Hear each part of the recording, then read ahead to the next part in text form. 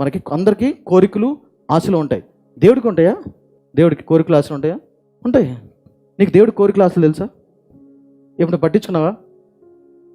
ఎంతకాలం ఎప్పుడు కూడా మా ఆయనకి ఏం చేసి పెట్టారు సాయంత్రం రాగానే, మావిడి కోరిక ఏంటి, మా ఆవిడ ఆశ ఏంటి, నా భర్త ఆశ, నా కోరిక, నా పిల్లలు ఏంటి, పిల్లలు ఇదే నా జీవితం అంతా కాదు.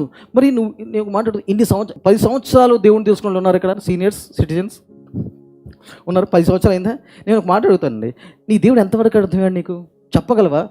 నీ దేవుడు ఆశ, నీ హృదయం, ఆ దేవుడి హృదయం, దేవుడి కోరిక, దేవుడు వాంఛ, ఆయనకి ఏం ఫీలింగ్స్ ఉంటాయి, ఆయన ఫీలింగ్స్ ఏంటి, ఆయన భావోద్రేకాలు ఏంటి, ఆయన ఆశలు ఏంటి, ఆయన కోరికలు ఏంటి, ఆయన ఏం అనుకుంటాడు, ఎక్కువ ఏం కోరుకుంటాడు, ఏం కావాలనుకుంటాడు ఆయన?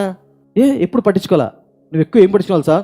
దేవుడు ప్రార్థన చేయాలి, ఉపవాసం చేయాలి, కన్నీరు గార్చాలి, మందిరానికి వెళ్ళాలి, ఇవన్నీ మంచియే, బైబిల్ చదవాలి, ఇవన్నీ మంచియే.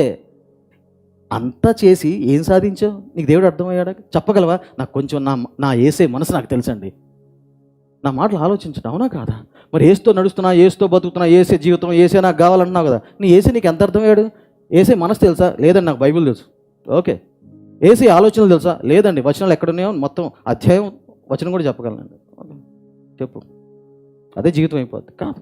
అందుకు నేను చెప్పేది ఏంటంటే, మీరందరూ చర్చకు వస్తున్నారు కరెక్టే, ఎక్కువ శాతం మనసు ఏంటంటే నా ఏసై గురించి తెలుసుకోవాలా, నా ఏసై ఎలాంటోడు, ఎంత మంచోడు. నేను అంచెలంచెలుగా 2003 ఆ ప్రాంతం అంచెలంచెలుగా దేవుని చిన్నగా అర్థం చేసుకున్నా.